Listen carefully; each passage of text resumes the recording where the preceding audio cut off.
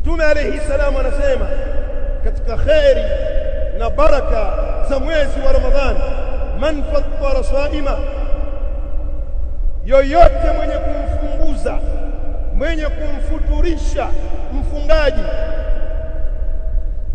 kana lahu mithlu ajrihi, basi anakuwa na mtu huyo aliyemfuturisha mfungaji mfano wa ujira wa mfungaji, ghaira annahu la yanqus min ajri as-sa'im shay'a, kinyume na kwamba huyu aliyefuturisha huyu hapunguzi ujira wa mfungaji chochote, kwa maana mfungaji anapata ujira wake na huyu aliyefunga anapata ujira wake.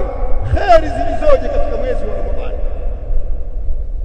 Na ninyi mnafahamu ujira wa mfungaji unapata wewe uliyefuturisha, na yeye pia anapata ujira wake.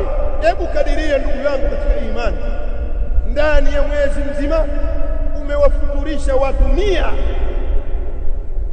unapata ujira wa wafungaji 100, ujira ambao Allah subhanahu wa ta'ala ameuzungumza katika hadithi al-Qudsi pale aliposema kila amali ya mwanadamu ni ya kwake, kullu amali min adam lahu, kullu amali ya mwanadamu ni ya kwake illa siyam, isipokuwa funga.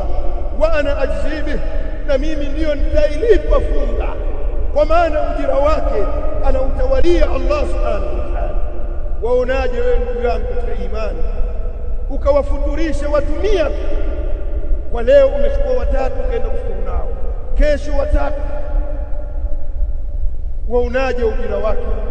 Lakini billahi alaikum, kuna watu wana uwezo wa kumfuturisha mfungaji, basi ajifungie nyumba yake na kitasa chake, anafuturu peke yake, na mara nyingine vyakula vikamshinda akaviacha, na kesho vitakuja kumwagwa vyakula. Uko wapi wewe na maneno ya Mtume alayhi salam? Uchoyo umekujaa. Uko wapi na maneno ya Mtume alayhi salam mwenye kumfuturisha mfungaji? Na watu wote hapa takriban tuna uwezo wa kuwafuturisha waliofunga.